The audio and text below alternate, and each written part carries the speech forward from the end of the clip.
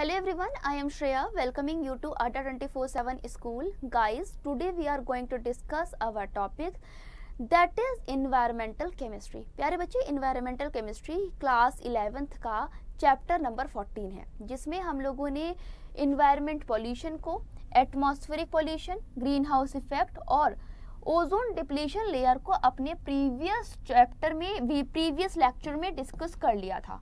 अब हम लोग डिस्कस करने वाले हैं वाटर पोल्यूशन, एयर पोल्यूशन और ग्रीन केमिस्ट्री।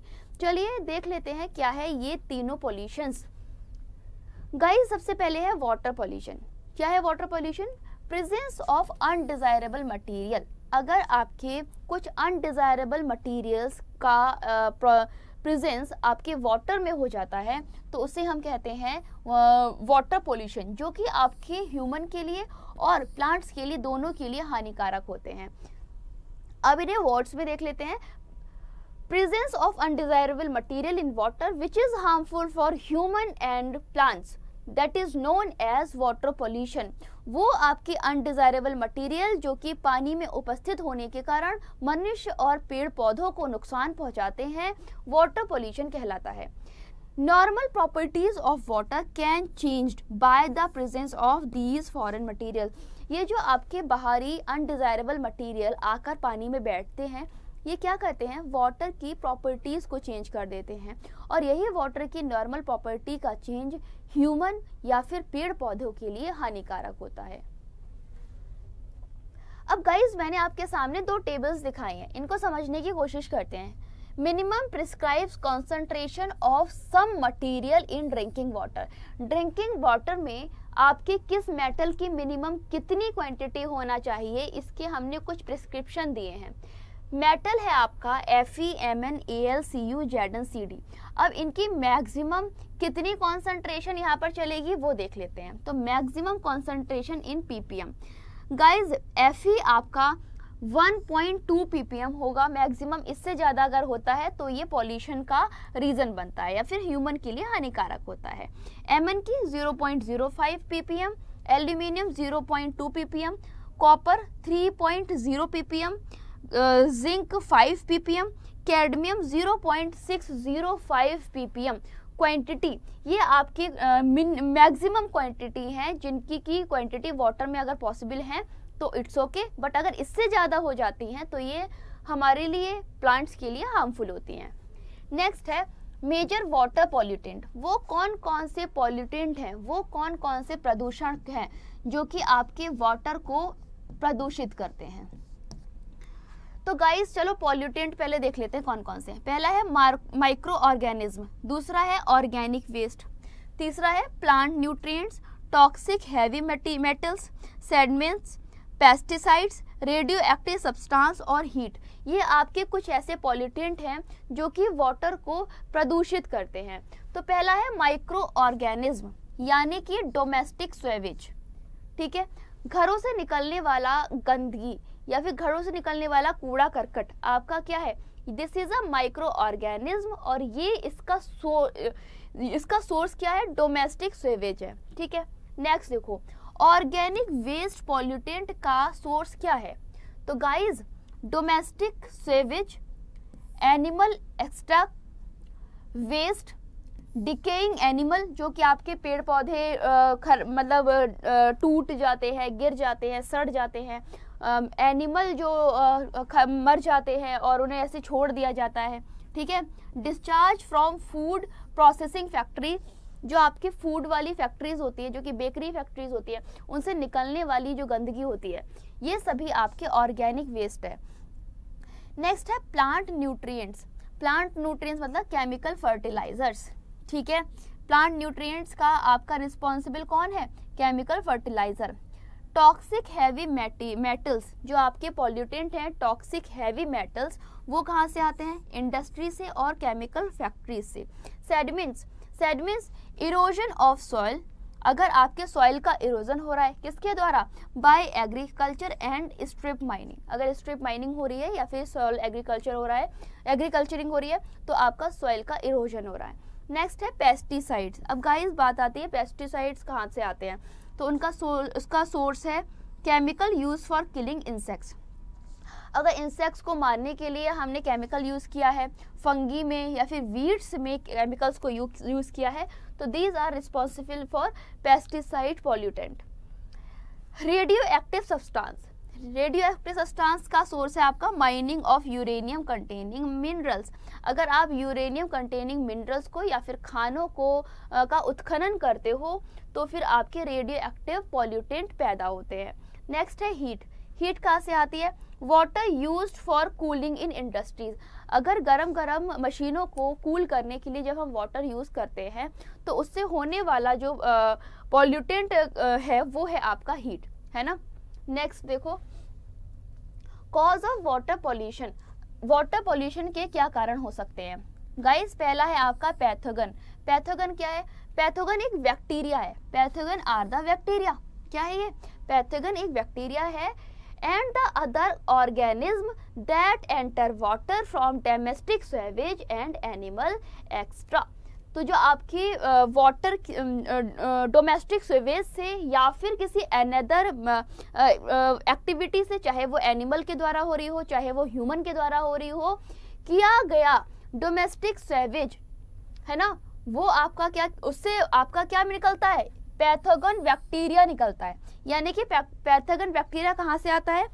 एनिमल के एक्स्ट्रा से, ह्यूमन एक्स्ट्रा से या फिर डोमेस्टिक स्वेज से आने वाला बैक्टीरिया आपका पैथोगन होता है और ये आपके वाटर पोल्यूशन के लिए रिस्पॉन्सिबल होता है। Human excreta contain bacteria such as, अब देखो ह्यूमन भी अपना एक बैक्टीरिया रखता है, जैसे पैथोगन है बिल्कुल उसी तरीके का एक यहाँ पर ह्यूमन के लिए होता है। वो कौन सा होता है? शेरिशिया, ठीक है ना, शेरिशिया, ई इसमें साइलेंट रहता है। कोली एंड स्ट्रेप्टोकोकस और streptococcus faecalis the cause of gastrointestinal disease. और ये जो आपका बैक्टीरिया है जो कि ह्यूमन एक्स्ट्रा से आता है, ये आपके गैस्ट्रोइंटेस्टिनल डिसीज के लिए रिस्पॉन्सिबल होता है, यानी कि आपकी आंत की बीमारी के लिए रिस्पॉन्सिबल होता है। नेक्स्ट है guys organic waste. What is organic waste? Organic matter जैसे कि आपकी पत्तियां हो गई, घास हो गया, ट्रैश हो गया, कैन पॉल्यूट वाटर, ये वाटर को पॉल्यूट कर सकती हैं। एक्सेसिव ग्रोथ ऑफ साइटोप्लैंक्टन, जो आपके साइटोप्लैंक्टन होते हैं किसके अंदर? वाटर के अंदर छोटे छोटे जो पेड़ होते हैं, they are also pollute water. ये भी आपके क्या कहलाते हैं? पॉल्यूट वाटर कहलाते हैं।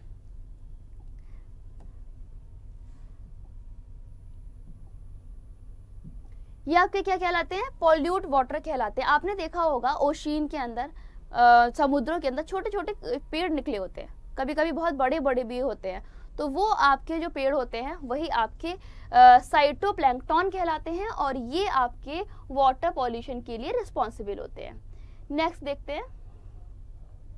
नेक्स्ट है guys, large number of bacteria in water can consume oxygen. अगर आपके पानी में बहुत ज़्यादा बैक्टीरिया होंगे तो वो क्या करेंगे? ऑक्सीजन को ज़्यादा कंज्यूम करेंगे जो कि आपके पानी में मिली हुई है। अब घुली हुई ऑक्सीजन जो पानी में है उसको जब बैक्टीरिया कंज्यूम करने लगेंगे तो हमारे पानी के अंदर ऑक्सीजन की क्वांटिटी कम होती जाएगी, है ना। क्या होती जाएगी? पानी की क्वांटिटी कम होती जाएगी। क्यों? क्योंकि ये जो बैक्टीरिया है ये ऑर्गेनिक मैटर को डिकम्पोज कर देंगे जो कि वाटर में उपस्थित है। नेक्स्ट है, if the concentration dissolve oxygen in water, अगर आप ऑक्सीजन की किसी कॉन्सेंट्रेशन को वाटर में डिजॉल्व कर दो, ठीक है ना, कितने पर? बिलो 6 ppm पर, तो क्या होगा? ये आपके जो मछलियां हैं या फिर जितने भी जलीय जीव जंतु हैं उनकी ग्रोथ को प्रोहिबिट करेंगे। क्या करेंगे? ग्रोथ को प्रोहिबिट करेंगे। मतलब कि ऑक्सीजन की जो लेवल है वो आपका 6 ppm से ऊपर होना चाहिए, अदरवाइज ये आपके जलीय जीव के लिए हानिकारक होता है। नेक्स्ट है, if too much of organic matter is added to water, अगर बहुत ज़्यादा ऑर्गेनिक मैटर पानी में घोल दिया जाए तो क्या होगा? All available oxygen is used up, तो आपकी जितनी भी ऑक्सीजन वाटर में अवेलेबल है वो सारी यूज़ हो जाएगी। और अगर आपकी वो पानी में यूज्ड ऑक्सीजन या फिर पानी में घुली हुई पूरी ऑक्सीजन यूज़ हो गई, इसका मतलब क्या हुआ कि गाइस आपके पानी का जो ऑक्सीजन लेवल है वो बहुत कम हो गया। जो रिस्पॉन्सिबल होगा किसके लिए, डेथ ऑफ एक्वेटिक लाइफ। जितने भी जीव जंतु आपके पानी में रहते हैं उनकी मौत का कारण बनेगा। नेक्स्ट स्लाइड की तरफ चलते हैं। नेक्स्ट है गाइस बीओडी या फिर biochemical oxygen demand. What is BOD? देखो, it is defined as the amount of oxygen. ये आपके ऑक्सीजन के अमाउंट को डिसाइड करती है या फिर डिफाइन करती है, ठीक है, रिक्वायर्ड बाय बैक्टीरिया, कि एक पर्टिकुलर बैक्टीरिया को कितने ऑक्सीजन की रिक्वायरमेंट है ये आपका बीओडी डिसाइड करता है, ठीक है ना। किसके लिए? For the break down of organic matter present in the certain volume of the sample water. जो आपका एक मान लो, इमेजिन करो कि आपका कोई 1 लीटर पानी है, ठीक है, 1 लीटर पानी में उपस्थित बैक्टीरिया जो भी हैं, ठीक है, उन्हें कितनी आपको ऑक्सीजन रिक्वायर्ड होगी किसी ऑर्गेनिक मटेरियल को डिकम्पोज करने के लिए या फिर ब्रेक डाउन करने के लिए, उसी क्वांटिटी को हम लोग कहते हैं बीओडी यानी बायोकेमिकल ऑक्सीजन डिमांड। क्लियर? चलो इसे समझते हैं। गाइज मैंने लिखा क्या है, it is defined as the amount of oxygen. ये आपके ऑक्सीजन की अमाउंट से डिफाइन की जाती है required by bacteria for break down organic matter, जो कि आपके बैक्टीरिया द्वारा ऑर्गेनिक मैटर को ब्रेक डाउन करने के लिए यूज किया जाता है। कितना organic matter? In a certain volume of sample of water. जो आपका सर्टेन सैंपल ऑफ वाटर है उसमें जितना आपका ऑर्गेनिक मैटर है उसको ब्रेक डाउन करने के लिए आपका बैक्टीरिया को जितनी ऑक्सीजन की रिक्वायरमेंट होती है उसकी क्वांटिटी हमारी बीओडी कहलाती है, यानी बायोकेमिकल ऑक्सीजन डिमांड कहलाती है। Clear? Next, the amount of BOD, जो आपके बीओडी की अमाउंट है वाटर में, is a measure of amount of organic material in the water. तो जो आपके बीओडी की अमाउंट है वाटर में वो किससे मेजर की जाती है? Is measure of organic material of the water. जो आपका अमाउंट है ऑर्गेनिक मटेरियल का वाटर में उससे डिसाइड किया जाएगा। मतलब अगर आपसे कोई पूछे कि भाई आप बीओडी के अमाउंट को कैसे पता लगाओगे, तो आपको ये देखना पड़ेगा कि किसी पर्टिकुलर सैंपल में, किसी पर्टिकुलर वाटर के सैंपल में कितना आपका ऑर्गेनिक मटेरियल प्रेजेंट है। Clear?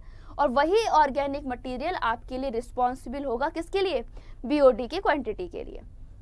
Clean water has BOD value less than 5 ppm। जो आपका क्लीन वाटर है उसके लिए जो बीओडी की वैल्यू होती है गाइस वो 5 ppm से कम होती है, ठीक है। ये है आपका important point. Highly polluted water can have a BOD value 17 ppm। जो आपका हाईली पॉल्यूटेड वाटर है वो कितनी बीओडी की वैल्यू रखता है? 17 ppm और मोर, ठीक है। नेक्स्ट है chemical pollutant. What is chemical pollutant? Guys पहला है आपका इंडस्ट्रियल वेस्ट, दूसरा है आपका पेस्टिसाइड, तीसरा है आपका पॉलीक्लोरिनेटेड बायोफिनल और चौथा है आपका यूरोफिकियन, ठीक है। तो ये आपके 5 है जो कि केमिकल पॉल्यूटेंट है। अब चलो एक एक करके इनको पढ़ते हैं। पहला industrial waste. Chemical reaction carried in the industrial units. जो आपके केमिकल रिएक्शन है वो कैसे कैरी करती हैं? Carry in the industrial unit, industrial unit में कैरी करती हैं। Also pollute water to a great extent, और ये वाटर को भी पॉल्यूट करती है, ठीक है। जब भी आपके इंडस्ट्रियल वेस्ट होते हैं वो क्या करते हैं? वाटर को पॉल्यूट करते हैं, राइट। फॉर एग्जाम्पल आपका लेड, मरकरी, निकिल, कोबाल्ट, ठीक है। लेड है, मरकरी है, निकिल है, कोबाल्ट है, अगर इनकी क्वांटिटी वाटर में ज़्यादा हो जाती है, अपनी मिनिमम पीपीएम वैल्यू से ऊपर चले जाते हैं, तो ये आपके वाटर पॉल्यूशन के लिए रिस्पॉन्सिबल होते हैं। अब ये पॉइंट्स आपके कहाँ से आते हैं? ये आते हैं आपके इंडस्ट्रियल वेस्ट से। These chemical give very bad effect on the ground water, और ये आपके ग्राउंड वाटर पे बहुत बुरा इफेक्ट देते हैं। And water bodies are polluted due to the chemical reaction known as leaching, और जो आपकी वाटर बॉडीज हैं वो भी आपकी पॉल्यूट हो जाती है। किसकी वजह से होती है? गाइज इनके पॉल्यूट होने का कारण है लीचिंग, है ना। ये केमिकल रिएक्शन है जो कि आपके वाटर बॉडीज पर होती है जिसे हम कहते हैं लीचिंग। नेक्स्ट है organic chemical like petroleum products also produce many sources of water. जैसे पेट्रोलियम है गाइस पेट्रोलियम क्या करता है, हमारे बहुत सारे वाटर को पोल्यूट करता है। जैसे कि एग्जांपल आपकी अगर बात करें, ओशियन में हमारी पनडुब्बी चल रही है या फिर कोई भी आपका जहाज चल रहा है, तो क्या हो रहा है, ये इसमें से जो ओशियन में जो आपका तेल जा रहा है वो क्या कर रहा है, वो उस ओशियन को पोल्यूट कर रहा है। आपने अक्सर देखा होगा न्यूज़ेस में कि बड़े बड़े ओशियन में बहुत सारी मछलियां मर गई। उसका कारण है वाटर पॉल्यूशन, जो कि आपके डीजल पेट्रोल इनकी वजह से हो रहा है। नेक्स्ट है पेस्टिसाइड्स। गाइस पेस्टिसाइड्स क्या है, these are mostly chlorinated hydrocarbons. ये आपके मोस्टली क्लोरिनेटेड हाइड्रोकार्बन्स हैं और ऑर्गेनोफॉस्फेट एंड मेटेलिक सॉल्ट्स, या तो आपके ये ऑर्गेनोफॉस्फेट्स हैं या फिर ये आपके ऑर्गेनिक सॉल्ट्स हैं। They dissolve in water to small extent. अगर बहुत छोटे से अमाउंट में भी पेस्टिसाइड वाटर में मिल जाता है तो वाटर पॉल्यूट हो जाता है। Since all the pesticides are toxic, क्योंकि हम जानते हैं कि जितने भी हमारे पेस्टिसाइड्स हैं गाइस ये नेचर में टॉक्सिक्स हैं। They are injurious to both plant and animal, और ये आपके पेड़ और एनिमल यानी जानवरों दोनों के लिए इंजूरियस होते हैं, यानी कि घातक होते हैं। नेक्स्ट है पॉलीक्लोरिनेटेड बाइफिनाइल्स यानी PCBs. What is PCBs? Guys these are chemical compounds. ये आपके केमिकल कंपाउंड्स है जिनको हम यूज करते हैं as a fluid in transformers में एज अ फ्लूइड की तरह, कैपेसिटर्स में एज अ फ्लूइड की तरह यूज किया जाने वाला लिक्विड हमारा पीसीबीज कहलाता है। These are released in the atmosphere as vapor, और ये जब आपके कैपेसिटर या ट्रांजिस्टर में यूज किया जा रहा है तो ऑफ कोर्स आपके इन्वायरमेंट में एज अ वेपर रिलीज होगा। दे मिक्स विद रेन वाटर। जब ये इनकी जो वेपर्स है रेन वाटर के साथ मिलती हैं तो ये आपके वाटर को कंटामिनेट करती है। क्या करती हैं? आपके वाटर को कंटामिनेट करती हैं। ठीक है, अब है यूरोफिकेशन। क्या है यूरोफिकेशन? गाइस द प्रोसेस इन विच, एक ऐसा प्रोसेस जिसमें कि आपकी एल्गाई जैसे कि ऑर्गेनिज्म, एल्गी समझते हो, ग्रीन ग्रीन या फिर रेड रेड ब्लू ब्लू जो आपकी काई जैसी होती है, ठीक है ना। The process in which algae like organism reduce dissolved oxygen in water, है ना। अगर जो आपकी एल्गीज हैं जो कि वाटर में आपकी निकलती हैं, नमी वाली जगह पर निकलती हैं, वो अगर पानी में उपस्थित ऑक्सीजन को कम करने लगे तो गाइज इस प्रोसेस को हम कहते हैं यूरोफिकेशन। क्या कहते हैं? यूरोफिकेशन। एंड गाइज ये आपके एक्वेटिक लाइफ के लिए बहुत हार्मफुल होता है। आपने देखा है तालाब में, नदी में छोटे छोटे पेड़ होते हैं, ठीक है। ये जब अपनी ऑक्सीजन डिमांड को कंप्लीट करते हैं तो वाटर से ऑक्सीजन को खींचते हैं। अब जब ये वाटर से ऑक्सीजन ले रहे हैं तो इसका मतलब वाटर में ऑक्सीजन की क्वांटिटी को रिड्यूस कर रहे हैं, है ना। और जब ये क्वांटिटी रिड्यूस हो रही है तो यस गाइज ये आपके वाटर में उपस्थित जितने भी जीव जंतु हैं, जितने भी एक्वेटिक लाइफ है, उनके लिए बहुत हार्मफुल हो रहा है। नेक्स्ट है international standards for drinking water. अब हम देखने वाले हैं कि इंटरनेशनल स्टैंडर्ड्स क्या है ड्रिंकिंग वाटर के लिए। कुछ हम एलिमेंट्स लेंगे, जैसे आपका फ्लोराइड हो गया, आयरन हो गया, निकिल हो गया, जिंक हो गया, बहुत सारे हम एलिमेंट्स लेंगे और उनके बारे में पढ़ेंगे कि हर पर्टिकुलर एलिमेंट के लिए, हर पर्टिकुलर मेटल के लिए हमारे इंटरनेशनल स्टैंडर्ड्स क्या रखे गए हैं, कि उनकी कितनी क्वांटिटी आपकी वाटर में होनी चाहिए तब ये सेफ है, और अगर इससे ज़्यादा हुई तो ये अनसेफ है। चलिए देखते हैं। पहला है फ्लोराइड। गाइस फ्लोराइड बहुत इंपॉर्टेंट है। Concentration of fluoride up to 1 ppm और 1 mg/dm³।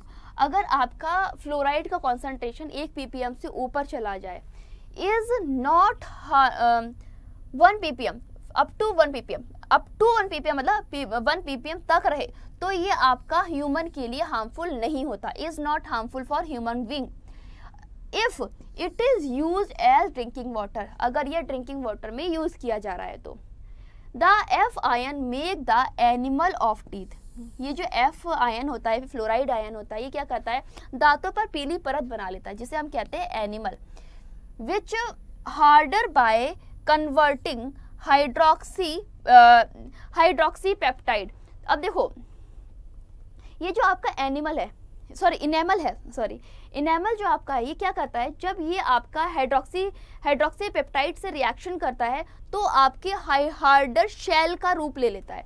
हार्डर शेल किसकी, कैल्शियम की, है ना, Ca3PO4 का होल ट्वाइस, CaOH का होल ट्वाइस, है ना। ये एक आपकी एनिमल शेल बन जाती है, इनेमल शेल बन जाती है, इनेमल शेल बन जाती है किस पर, दांतों के सरफेस पर, on the surface of teeth, जो कि आपके बहुत हार्ड होती है गाइस। ये आपकी फ्लोरोप्टाइट होती है, जिसका कि आपका फॉर्मूला होता है 3Ca3PO4 का होल ट्वाइस CaF2। अब देखो कॉन्सेंट्रेशन जब आपके फ्लोरीन आयन का 2 ppm से ऊपर चला जाता है तो क्या होता है, आपके दांतों के ऊपर ब्राउन मॉल्टिन शीट आ जाती है, यानी जो इनेमल का कलर है वो आपका ब्राउन हो जाता है। The excess of fluoride is harmful for bone also, तो ये आपके दांतों को तो पीला करते ही करते हैं, साथ में फ्लोराइड की क्वांटिटी आपके बोन्स को भी कमजोर बनाती है।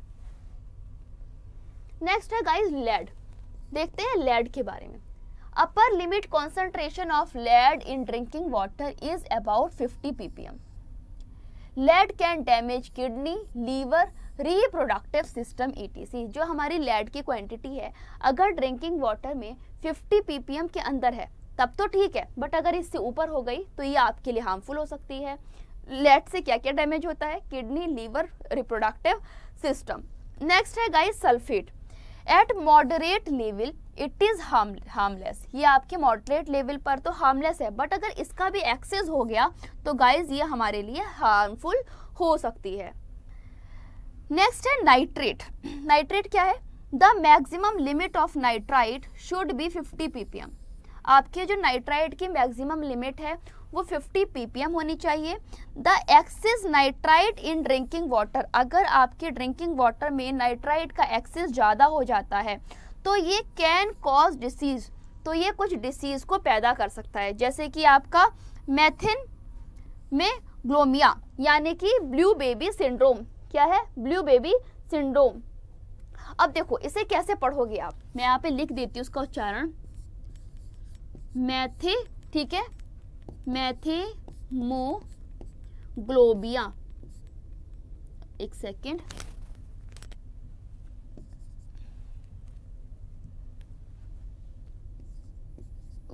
ग्लोबिनिया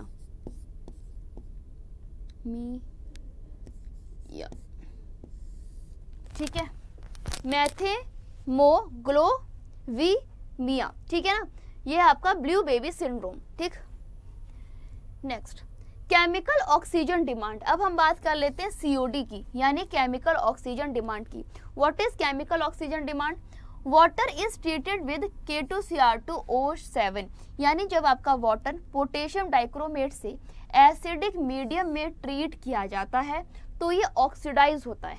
ठीक है, तो ये क्या करेगा, ऑक्सीडाइज पॉल्यूटिंग सब्सटेंस, ये पॉल्यूटिंग सब्सटेंस को ऑक्सीडाइज करेगा, which can not be oxidise by microbial oxidation, और ये माइक्रोबियल ऑक्सीडेशन द्वारा ऑक्सीडाइज नहीं होता।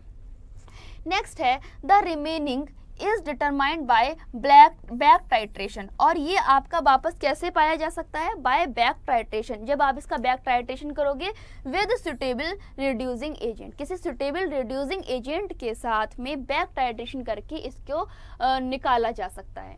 नेक्स्ट है guys, for the concentration of K2Cr2 consume, जब आपके K2Cr2O7 पोटेशियम डाइक्रोमेट का कॉन्सेंट्रेशन कंज्यूम होता है तो आपकी ऑक्सीजन का अमाउंट यूज होता है। ठीक है ना, for the oxidation is calculated. ठीक है, किसमें, ऑक्सीडेशन में। देखो K2Cr2O7 जब 4H2SO4 से रिएक्शन करता है तो आपको K2SO4 Cr2SO4 का होल थ्राइस H2O और साथ में 3 इनोसेंट ऑक्सीजन देता है। ये 3 इनोसेंट ऑक्सीजन आपके ऑक्सीडाइज में पॉल्यूटेंट को ऑक्सीडाइज करने में हेल्पफुल होते हैं। नेक्स्ट है guys soil pollution. What is soil pollution, देखो जरा, soil pollution, source of soil pollution. पहला है आपका pesticide.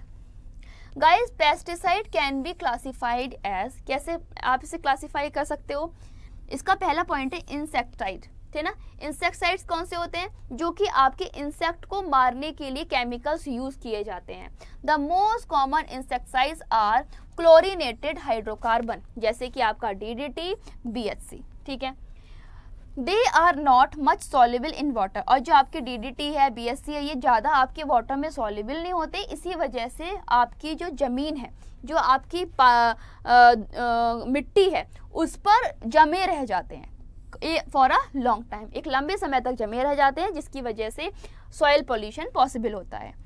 They are absorb by the soil, और ये मिट्टी के द्वारा एब्जॉर्ब भी कर लिए जाते हैं। एंड कंटामिनेटेड रूट क्रॉप्स, और ये फसलों की जड़ों को भी कंटामिनेट करते हैं, जैसे कि उनको रेडिश कर देते हैं, और लाइक रेडिश कैरोट, जैसे आपके कैरोट की जड़ों को रेडिश कर देते हैं। नेक्स्ट है हर्बिसाइड्स। गाइस, हर्बिसाइड्स का देखते हैं। These are the compound use to control weeds, वो कंपाउंड जो कि वीड्स को कंट्रोल करने में यूज किया जाता है, जैसे कि आपका सोडियम क्लोरेट है, NaClO3, सोडियम आर्सेनाइड है यानी Na3ASO3, ये सभी आपके कॉमनली यूज किए जाते हैं हार्बिसाइड्स में। But arsenic compound being toxic are no longer preferred, जो आपके आर्सेनिक कंपाउंड्स हैं वो आपके टॉक्सिक होते हैं, इसीलिए लंबे समय तक यूज नहीं किए जाते। नेक्स्ट है guys fungicide. What is fungicide? Organomercury compound are the most common fungicide, जो आपके ऑर्गेनोमर्करी कंपाउंड्स हैं ये एक बहुत कॉमन से फंगीसाइड्स हैं। It's dissociation in soil produce mercury, इनका जो डिसोसिएशन है सॉइल में वो मरकरी को प्रोड्यूस करता है, which is highly toxic and harmful for crop, जो कि आपके क्रॉप्स के लिए बहुत ज़्यादा हार्मफुल है और टॉक्सिक है। नेक्स्ट है इंडस्ट्रियल वेस्ट। क्या है industrial waste? It has seen that, ये देखा गया है कि most of industrial waste are thrown into the water, जो आपके बहुत सारे इंडस्ट्रियल वेस्ट हैं वो वाटर में फेंक दिए जाते हैं और डम्प्ड इनटू द सॉइल, और सॉइल में मिट्टी में डंप कर दिए जाते हैं। These industrial waste contain huge amount of toxic chemicals, ये जो आपके इंडस्ट्रियल वेस्ट हैं बहुत सारा टॉक्सिक केमिकल्स रखते हैं, जो कि आपके लिए जो कि बहुत ज़्यादा मोस्ट नॉन बायोडिग्रेडेबल होते हैं, यानी कि जो अपघटित नहीं होते हैं। इसकी वजह से क्या होता है, ये आपके वाटर में तो सॉल्युबल नहीं हो पाते हैं, साथ में मिट्टी पर बैठ जाते हैं, ठीक है। जैसे कि एग्जांपल के लिए मेटल प्रोसेसिंग इंडस्ट्री, जितनी भी मेटल प्रोसेसिंग इंडस्ट्री हैं उनसे निकलने वाला waste, mining cement, glass industry से निकलने वाला waste, petroleum industries, fertiliser industry produce gypsums, है ना। तो ये इनसे निकलने वाला जितना भी वेस्ट है ये भी आपके सॉइल पोल्यूशन के लिए रिस्पॉन्सिबल होता है। The disposal of non-degradable industrial solid waste is not done by the suitable method cause many serious problem, और जो आपके ये non biodegradable वेस्ट हैं ये क्या कर सकते, ये आपके किसी भी मेथड द्वारा वाटर में जाने से रोके नहीं जा सकते। क्यों? क्योंकि अगर हम कोई मेथड अपनाते भी हैं तो वो आपके दूसरी तरीके से हार्मफुल होता है। नेक्स्ट है strategy to control environment pollution. अब वो कौन कौन सी स्ट्रेटजी हैं जिनका यूज करके हम इन्वायरमेंट के पॉल्यूशन को कंट्रोल कर सकते हैं। पहला है the improper disposal of water. अगर आप जो गलत तरीके से डिस्पोजल किया जा रहा है या फिर डाला जा रहा है वेस्ट को, उसको रोक दें, है ना। The improper disposal of water in one of the major causes of environment degradation. जो आपका गलत तरीके से वेस्ट को डिस्पोज किया जा रहा है ये एक बहुत बड़ा कारण है इन्वायरमेंट के डिग्रेडेशन का। तो हमें क्या करना है, अब मैनेजमेंट इस मैनेजमेंट को मैनेज करना पड़ेगा, यानी management of waste is very important. जो आपके वेस्ट का मैनेजमेंट है वो बहुत इंपॉर्टेंट बनता है। नेक्स्ट है all domestic waste should be properly collected and dispose. जितना भी डोमेस्टिक वेस्ट है वो क्या करेंगे, इसको हमें कलेक्ट करना चाहिए और प्रॉपरली डिस्पोज करना चाहिए। क्लियर? नेक्स्ट है guys green chemistry. What is green chemistry? Green chemistry is a way of thinking. Green chemistry एक वो तरीका है जिससे हम वो तरीके निकालें, वो प्रिंसिपल्स निकालें जिससे कि इन्वायरमेंट को बचाया जा सके, इन्वायरमेंट को पोल्यूशन से बचाया जा सके। ठीक है, green chemistry is a way of thinking is about utilising the knowledge and principle of chemistry that would control increasing environmental pollution, जो कि आपके बढ़ते हुए इन्वायरमेंटल पॉल्यूशन को कंट्रोल करे। तो गाइस पहला क्या है green chemistry in day to day life? कौन कौन सी है? देखो, ड्राई क्लीनिंग क्लोथ्स, जो आपके ड्राई क्लीन किए जाते हैं क्लोथ्स और लॉन्ड्री, उससे रिलेटेड देखो। Replacement of hydrogenated solvent like CCl4 by liquid CO2 which is less harmful to ground water. अगर हम हैलोजिनेटेड सॉल्वेंट को CCl, जैसे कि आपका CCl4 है, उसको लिक्विड CO2 के साथ रिएक्शन करके यूज़ करें तो ये आपके ग्राउंड वाटर के लिए कम हार्मफुल होगा। Hydrogen peroxide is use for the purpose of bleaching cloth, और जो आपका हाइड्रोजन पेरोक्साइड है वो किसके लिए यूज़ किया जाता है? ब्लीचिंग क्लोथ के लिए यूज़ किया जाता है। रिएक्शन देखो, एल्कीन की रिएक्शन ऑक्सीजन से पैलिडियम की उपस्थिति में हो रही है तो आपका एल्डिहाइड बन रहा है। क्लियर? नेक्स्ट देखो, bleaching of paper in place of chlorine. अगर पेपर की ब्लीचिंग करने में क्लोरीन की जगह पर हम लोग हाइड्रोजन पेरोक्साइड का यूज़ करना शुरू कर दें तो ये भी आपके पॉल्यूशन के लिए कम करेगा, वाटर पॉल्यूशन को कम करेगा। Synthesis of chemical, synthesis of chemical में क्या है? देखो, एथेनॉल, एथेनॉल का जब प्रिपरेशन स्टेप ऑक्सीडेशन के द्वारा किया जाता है, किसकी हेल्प से? एथीन की हेल्प से। एग्जाम्पल, एथीन का जब ऑक्सीडेशन हुआ पैलेडियम की उपस्थिति में तो आपका ये एल्डिहाइड बना। तो गाइज ये जो स्टेप प्रोसेसिंग है ये भी पॉल्यूशन को, केमिकल पॉल्यूशन को रोकती है। नेक्स्ट है आपका point environmental pollution. Environmental pollution में क्या है? It is the effect of undesirable change in the surroundings. जब आपके वातावरण में अनडिजायरेबल चेंज आता है, किसकी वजह से? किसी भी पॉल्यूटेंट की वजह से, जो कि आपके पेड़ पौधों, एनिमल और ह्यूमन बीइंग को नुकसान देता है, इन्वायरमेंटल पॉल्यूशन कहलाता है। जैसे कि आपका ट्रोपोस्फीयर में देखो, the lowest range of environment, ये सबसे कम रेंज या सबसे छोटी रेंज कहलाती है एटमॉस्फेयर की, which extend up to height of 10 kilometre, और ये आपके 10 किलोमीटर तक की हाइट, सी लेवल से 10 किलोमीटर तक ऊंचाई पर पाया जाता है। क्या? ट्रोपोस्फेयर पाया जाता है। Clear? In which man and other living organism exist, जिसमें हम सब पेड़ पौधे, सभी ऑर्गेनिज्म, लिविंग ऑर्गेनिज्म रहते हैं। अब गाइज नेक्स्ट है हमारा green house gas. What is green house gas? Some gases like carbon dioxide, methane, ozone, water vapor, CFC have capacity to trap some heat radiation. इनके पास कैपेसिटी होती है heat radiation को trap करने की, जो कि आपकी अर्थ पर पहुंचती है सन के द्वारा। ठीक है, this lead the global warming, इसी की वजह से आपका ग्लोबल वार्मिंग होता है। अब है यूरोफिकेशन। यूरोफिकेशन क्या है? When phosphate ion increase in water, जब आपका फॉस्फेट आयन वाटर में इंक्रीज हो जाता है जिससे कि आपकी एल्गाई की ग्रोथ बढ़ जाती है, जो कि वाटर में डिजोल्व ऑक्सीजन का यूज कंज्यूम करते हैं और वाटर के लेवल को कम करते हैं, जो कि कॉन्सिक्वेंटली क्या होता है? एक्वेटिव लाइफ के लिए अफेक्ट करता है। यही प्रोसेस आपका यूरोफिकेशन कहलाता है। This result the loss of biodiversity, और इससे क्या होता है? बायोडाइवर्सिटी का लॉस होता है, और इस फिनोमिना को हम क्या कहते हैं? यूरोफिकेशन कहते हैं। नेक्स्ट है गाइज केमिकल ऑक्सीजन डिमांड। तो हमने आपको क्या बताया था केमिकल ऑक्सीजन डिमांड के बारे में, कि जब आपका K2Cr2O7 एसिडिक मीडियम में यानी डाइल्यूट H2SO4 के साथ रिएक्शन करता है तो आपको इनोसेंट ऑक्सीजन देता है, और यही इनोसेंट ऑक्सीजन रिएक्शन करके हमको पॉल्यूटेंट को ऑक्सीडाइज करने में हेल्प करता है। क्लियर? नेक्स्ट है guys strategy to reduce environmental pollution. अब वो कौन कौन सी स्ट्रेटजीज हो सकती हैं जो कि इन्वायरमेंटल पोल्यूशन को रोकें, इन्वायरमेंटल पोल्यूशन को रिड्यूस करें। तो पहला आपका क्या है? Environmental pollution is a major global concern. ये आपका एक बहुत बड़ा मेजर ग्लोबल कंसर्न है due to harmful effect of pollution, क्यों? क्योंकि जो आपके हार्मफुल इफेक्ट हैं पॉल्यूशन के, वो आपके लोगों की भी डेथ कर रहे हैं और साथ में इन्वायरमेंट को भी बहुत बड़ा इफेक्ट पहुंचा रहे हैं। Some of the strategies that are to be followed in the lesson environment pollution include, और इसीलिए एक स्ट्रेटजी अपनाई गई कि भाई एक इन्वायरमेंट पॉल्यूशन को लेसन वाइज इनरोल किया जाए जिससे कि लोग इससे अवेयर हों। ठीक है, नेक्स्ट है stop smoking at least follow.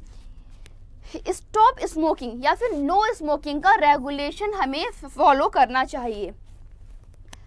Next है do not use open fire for waste disposal. हमें खुले में आग नहीं जलानी चाहिए। ठीक है, instead of plastic use eco friendly biodegradation product. हमें प्लास्टिक की जगह कुछ ऐसे प्रोडक्ट्स यूज करने चाहिए, कुछ ऐसे इक्विपमेंट्स यूज करने चाहिए जो कि इको फ्रेंडली हो। क्यों? क्योंकि जो आपका प्लास्टिक होता है वो आपका बहुत समय तक डिग्रेड नहीं होता। Plastic like product are highly toxic in nature. Maintain proper waste disposal. अब हमको क्या करना है? मेंटेन करना है प्रॉपर वेस्ट डिस्पोजल को, स्पेशली जैसे कि आपका टॉक्सिक वेस्ट है। Should plan same strategy of reduce waste, और बिल्कुल आपको रिड्यूस वेस्ट के लिए भी एक प्रॉपर स्ट्रेटजी को प्लान करना चाहिए। Do not litter public place, है ना, and some anti litter campaigns. अब हमें क्या करना चाहिए? पब्लिक प्लेस में और कुछ ऐसे अभियान चलाने चाहिए जो कि क्या करें, जो कि इन्वायरमेंट को इनगोल करें या फिर इन्वायरमेंट में एक सूचना पहुंचाएं कि भाई आपको कैसे भी करके स्मोकिंग को रोकना है या फिर आपको रिड्यूस वेस्ट को रोकना है, प्लास्टिक को रोकना है। किसी भी एक पर्टिकुलर टॉपिक पर अभियान चलाकर हमें लोगों को जागरूक करना चाहिए। एक ये तरीका हो सकता है। दूसरा है do not loud noise unwanted sounds. जितने भी हमारे अनवांटेड साउंड्स है, जैसे कि लाउड स्पीकर है या फिर कोई पूजा हो रही है तो बहुत शोर शराबा है, बहुत तेजी से साउंड चल रहा है, तो उनको कंट्रोल करना चाहिए जिससे कि आपके वाटर पोल्यूशन के साथ साथ नॉइज पोल्यूशन को भी कंट्रोल किया जा सके। तो गाइज ये थे हमारे कुछ स्ट्रेटजीज जिससे कि आप इन्वायरमेंट में अवेयर हो सकते हो, इन्वायरमेंट को बचाने के लिए अवेयर हो सकते हो, साथ में कुछ कैंपेन्स चला सकते हो जिससे कि बाकी लोग जो कि नहीं है इन सब चीज़ों से अवेयर उनको भी अवेयर किया जा सके। तो प्यारे बच्चे, ये था हमारा टॉपिक जिसमें कि हम लोगों ने हर टाइप के पॉल्यूशन को डिस्कस किया, साथ में उससे रिलेटेड जो स्ट्रेटजीज हो सकती थी उनको डिस्कस किया। तो चलिए बच्चे, अभी के लिए बस इतना ही। Thanks for watching.